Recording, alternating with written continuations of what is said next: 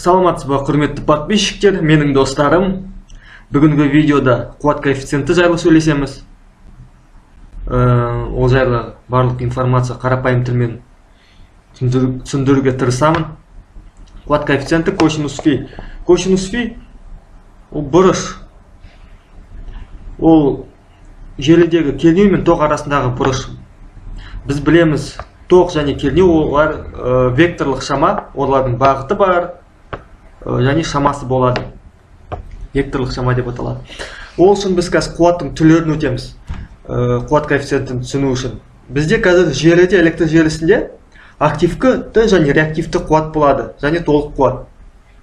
Активті қуаттың формуласы, не көріп болсаңыз, желідегі тоқ және кернеу және арасындағы бұрыш косинус фи. Реактивті қуаттың формуласы кернеу, тоқ көбейтілсе синус фи. Ал түбірастындағы квадраттарының қосындысы толық қуатқа тең болады. Қазір активті қуат дегеніміз, ол біз қолданатын қуат кәдімгі үйдегі. Мысалы шам, электр шамы үйдегі. Біз оны электр қуаты бізге жарыққа айналады. Сол активті қуат деп аталады. Үтікке келетін электр энергиясы жылуға айналады. Ол басқа түр энергияға айналады. Соны активті қуат деп атайды. Реактивті қуат. Реактивті қуат қазір түсіндірем. Реактивті қуат реактивті тұтынушылардан не кедергілерден тоқ өткен кезде пайда болады. Реактивті тұтынушылар дегеніміз ол индуктивтілік тұтынушылар және сыйымдылық. Индуктивтілік тұтынушылар, мысалы, үлкен завод, фабрикаларда двигательдер бар, двигательдердің катушкалары бар, обмоткалар дейді, трансформатордың катушкалары бар. Солар да олардан тоқ өткен кезде, кернеу өткен кезде, яғни магниттік индукция арқылы магниттік энергия жиналады сол катушкаларда. Сол белгілі бір уақыттан кейін желіге, яғни генераторға ол қайттан беріледі. Сол энергияны реактивті энергия деп атайды. Мысалы, тағы ол сыйымдылық конденсаторлы тұтынушы. Конденсатор зарядталады. Зарядталып болғасын, белгілі бір энергиясы қайтадан желіге беріледі, линияға беріледі. Сол энергия реактивті энергия деп атайды.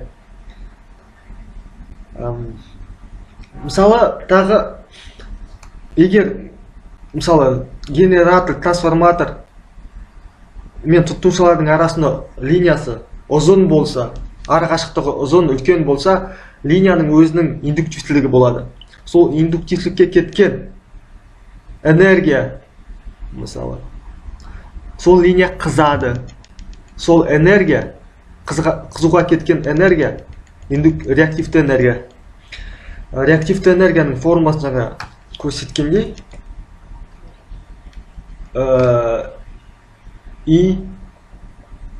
реактивті энергия кеткен тоқ, сол желідегі кернеу және синус фи формуласы. Қазір ол формула қайда синус фи, косинус фи қайдан шыққан алдың кішкендеген түсіндіремін. Негізгі активті жүктеме, жаңа активті жүктеме, активті энергия дейді. Білеміз, біздің қолданатын барлық жерде айнымалы тоқ, айнымалы кернеу. Ол синусоида заңымен өзгереді, білесіздер. Яғни оның жиілігі болады, периоды болады. Ол секундта 50 рет бағытын өзгертеді. Активті жүктемеде, мысалы, үйдегі жылу беретін шамда біз оған кернеу бергенде, кернеу мұнда қызыл графикпен көрсетілген, ал тоқ күші көк сызықтармен көрсетілген. Кернеу пайда болғанда ол желіде тоқта пайда болады. Екеуі бір уақытта жүреді активті жүктемеде. Олар бір-бірімен ешқандай өзгертілмеген, бағыты бір болады, тоқ және кернеудің. Сондықтан бұны активті жүктеме деп аталады. Бізде реактивті энергия бұл жерде жоқ болады. Сондықтан активті жүктеме кезінде тек қана пайдалы энергия ғана бізге жұмсалады. Көріп отырсаңыздар, міне астыңғы бұл уақыт, тағы да айтамын, кернеу пайда болған кезде желіде тоқта пайда болады. Мысалы біз розеткаға қосамыз, үтікті қосқанда үтікке 220 вольт беріледі. Сол кезде оның бойынан тоқта өтеді. Келесі индуктивті жүктеме. Енді міне қызығырақ, индуктивті жүктеме. Индуктивті жүктемеге жатады. Мысалы двигательдар. Мысалы біз розеткаға дрель қоссақ, дрельдің өзінің ішінде катушкасы бар, ода индуктивті жүктеме болады. Мысалы дрельді біз розеткаға қостық делік. Дрельде кернеу берілді міне уақыттың басына, ал тоқ жоқ. Тоқ бар негізі, бірақ сол дрельдағы катушкада, ротор деп атайды, магниттік индукция пайда болады. Индукция пайда болады, электр қозғаушы күші пайда болады. Сол электр қозғаушы күшіндегі тоқ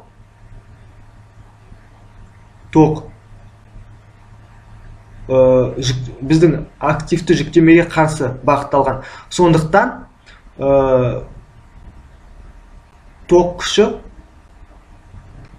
бағыты, тоқ күші кернеуге қарағанда кішкене уақыт арасында қалып отырады. Міне, мысалы, кернеу өсет, тоқта. Тоқ әлі кіші уақытта болады. Өспейді әлі. Сол бағытын өзгерткенде екінші жағын, айнымалы тоқты біз білеміз, бағытын өзгертеді. Сол электр қозғаушы күшінің тоғы өсуге де, бағытын өзгерткен, екеуі бағыттас болғанда өсуге көмектеседі. Яғни, көріп отырсаңыздар, тоқ және кернеу бір-бірімен сай келмейді. Оны вектормен көрсетсек, кернеу тоқтан 90 градусқа алға келеді. Яғни алға. Тоқ кернеуден 90 градусқа отстает дейді, или артта қалып отырады. Графикта осы көрсетілген. Яғни қарасаңыздар, міне индуктивті жүктемеде осылай болады. Конденсаторлы жүктеме. Графигі осылай. Тағы айта өтейін, қызыл бізде линияда кернеу берілген, көк линиямен, сызықтармен тоқ. Конденсаторлы жүктеме табиғатты сирек кездеседі, аздың қасы біздің. Бірақ түсіндіріп кетейін. Конденсаторды зарядтаған кезде басында ода кернеу болмайды. Кернеу болмайды, көріп болсаңыздар, уақыт. Ал бірақ басында тоқ шамасы көбейеді. Тоқ шамасы біраз болады. Біз сондықтан конденсаторда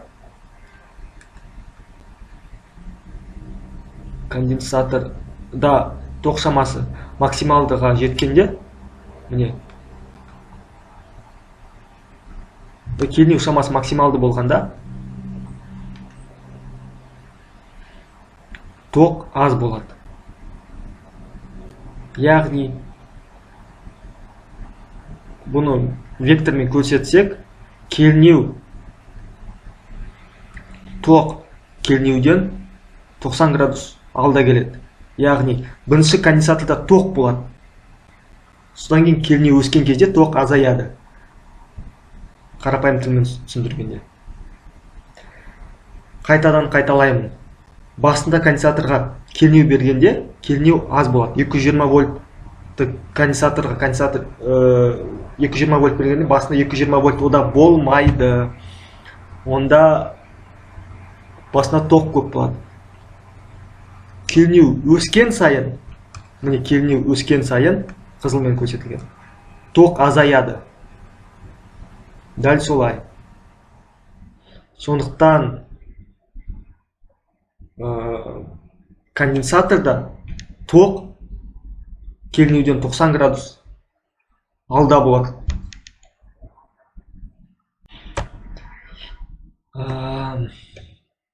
Міне векторный диаграммаға да келіп жеттік. Косинус фи жайлы қазір айтамын. Бізде газ тұтынушыларда міне генератор схемасы. Генератор бұл берілетін энергия, тұтынушыға беретін кернеу. Оның екі тұтынушысы бар мынау схемада. Біреуі активті, көріп отырсаңыз. Екіншісі индуктивті. Көбінесе ал конденсаторлы жүктеме көбінесе нөлге жақын болады, оны есептемейді көбісі жағдайда. Бірақ оны схемада көрсетіп есептеуге болады негізі, математикалық есептерін. Но табиғатта көбінесе есептелетін кезде, мысалы үлкен заводтарда индуктивті жүктеме өте көп болады, және активті жүктеме. Ол тұтынушылар кәдімгі. Мына жерде схемада берілген. I1 активті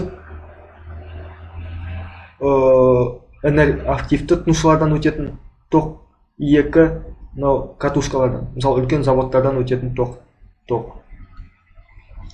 Ал екеуінің қосындысы и общий.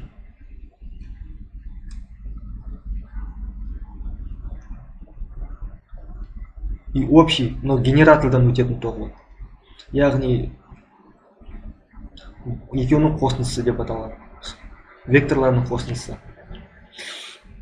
Екеуінде кернеу бірдей деп есептелінеді. Сондықтан қазір векторный диаграммасын көрсетем қалай болатын.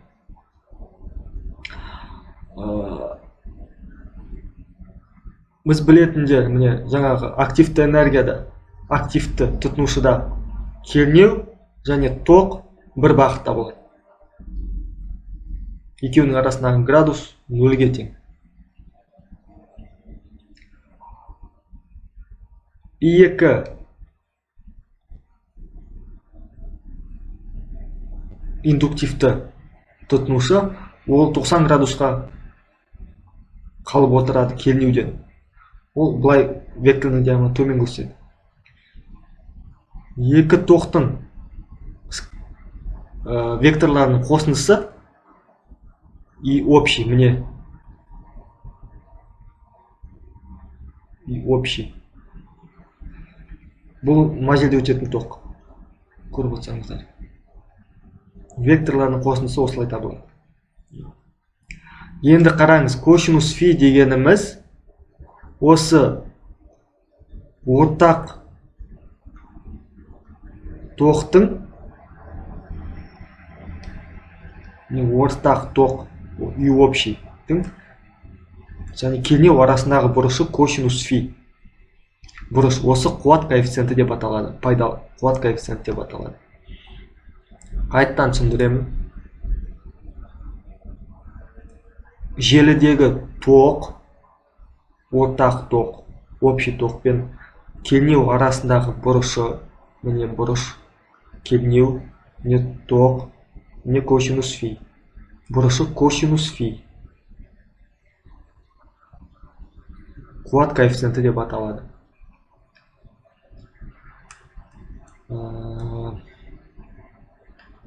Мысалы, есеп шығарайық. Келесіне. Мысалы, міне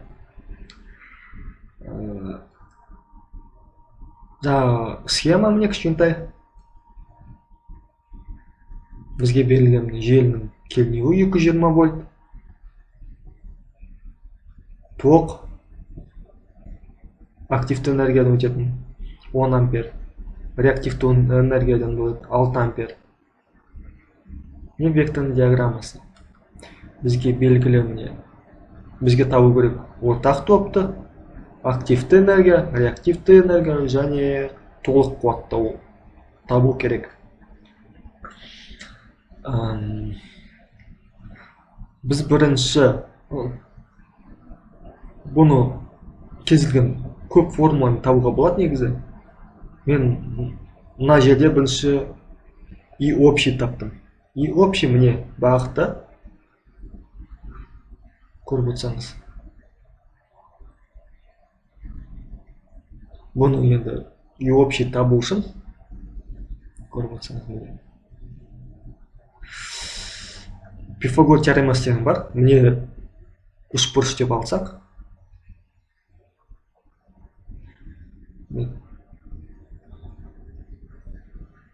Бірінші катет, екінші катет.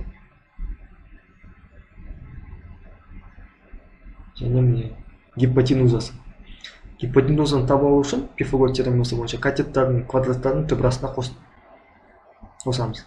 Міне бізге И1 бар, И1-дің шамасы 10 ампер.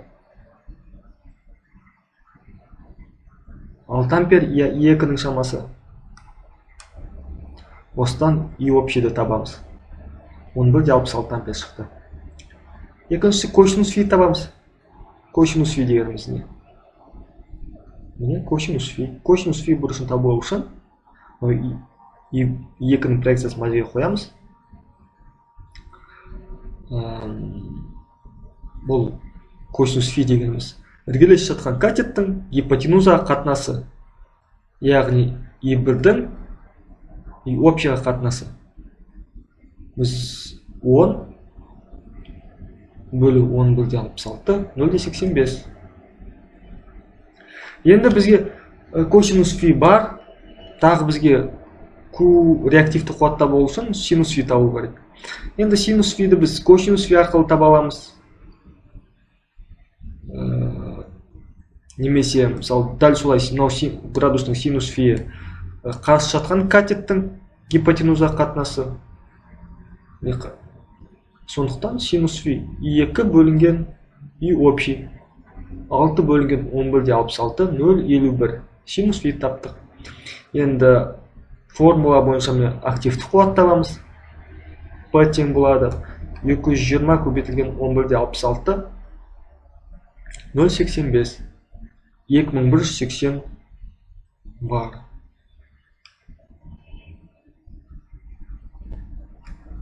Реактивті қуат табамыз.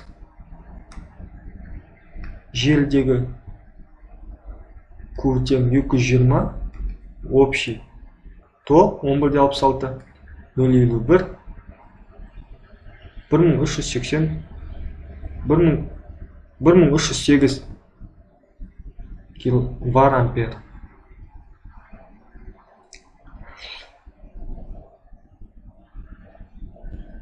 Енді толық қуат табамыз. Формуласы міне тұр. Бізде PQ белгілі, түбірасында аламыз. 2542 Ватт. Сонда біз таптық генератордың толық қуатын. Қазір қанша қуат? 2542 Ватт. Оның активті энергиясы қанша екен міне? 2180. Және реактивті энергиясы 1308. Рахмет. Сұрақтарыңыз болса қойыңыздар. Ұнаса лайк басыңыздар. Тағы өте қызықты көп видео болады. Рахмет.